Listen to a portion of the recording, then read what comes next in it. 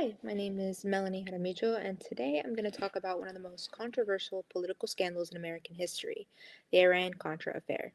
This event took place during the 1980s when Ronald Reagan was president of the United States. It's a very complicated story that involves secret deals, legal actions, and a major test within the government. Don't worry though, I'm going to explain it step by step because it can be kind of complicated, so I'm going to try to make it as easy to follow as possible. To understand how it all started, you first need to look at the world during that time. The 1980s was right around the middle of the Cold War, so things were a little tense politically between the United States and the Soviet Union.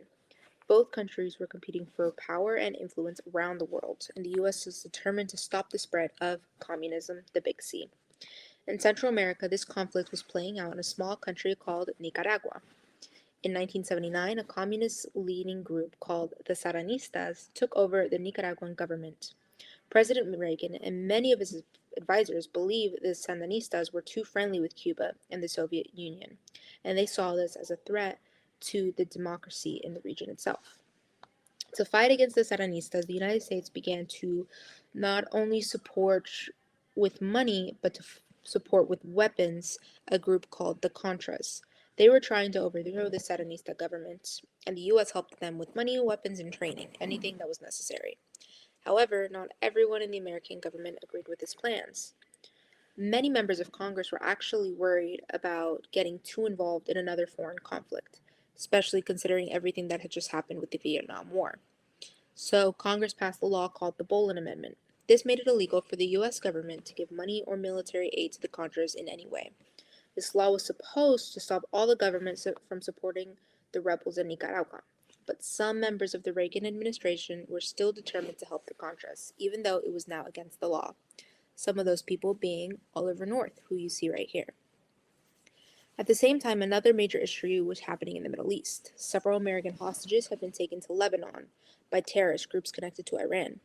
The United States had a strict policy against negotiating with terrorists, and it also banned selling weapons to Iran because of its ties to terrorism.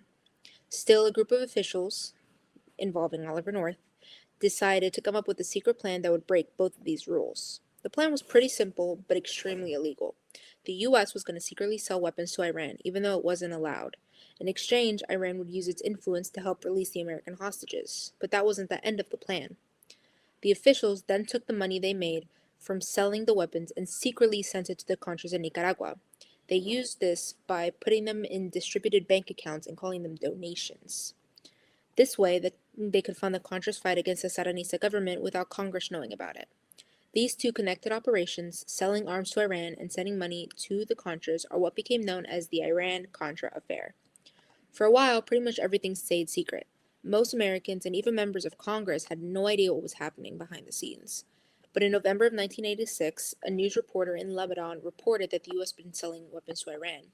And soon after, journalists in the United States figured this out and began uncovering the rest of the story, including the secret funding of the Contras. When the truth came out, it shocked the nation and caused a major political scandal. People were furious.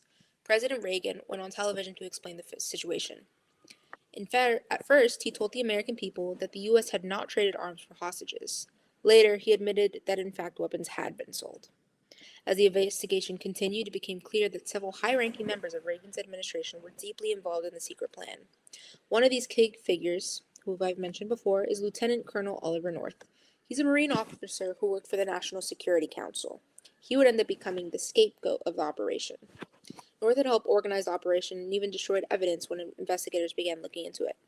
Eventually, Congress held televised hearings and the whole nation watched as officials testified as to what really happened. The investigation resulted in several government officials being charged and convicted of crimes, including lying to Congress and obstructing justice. However, many of these convictions were later overturned or pardoned by President George H.W. Bush, who took office after Reagan. While few people went to jail, the damage to public trust was very significant. The scandal raised serious questions as to whether the president had known or approved the illegal activities, and whether government officials could act without accountability. This is still a question that remains to this day. However, President Reagan himself has said that he never found out about it, but people are researching and finding out that he may have. The Iran-Contra affair had lasting effects on how Americans viewed the government. It reminded people that even leaders who believe they are doing the right thing can still break the law.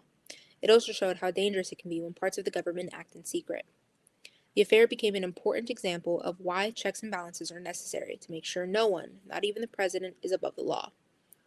But in the end, it wasn't really just about the selling weapons or the funding rebels, but it was mostly about the trust that was broken, how easily power can be abused, how easily secrecy can replace transparency within the government. We are in a democracy, so things about this can harm a country's reputation and its democracy. To basically sum it all up, the Iran-Contra affair was a secret and illegal operation in which U.S. officials sold weapons to Iran and used profits to fund Nicaraguan rebellions, going directly against Congress and U.S. law. When the truth came out, it led to a national scandal that reminded Americans that integrity and accountability are essential to leadership. The Iran-Contra affair continues to be remembered as one of the most complex and controversial moments in U.S. political history, a warning that even in times of fear and conflict, the government must always follow the law. Thank you, and I hope you enjoyed this speech. This is something I am very passionate about as I am currently working on a paper that I hope to publish on whether President Reagan actually knew about the affair. So thank you.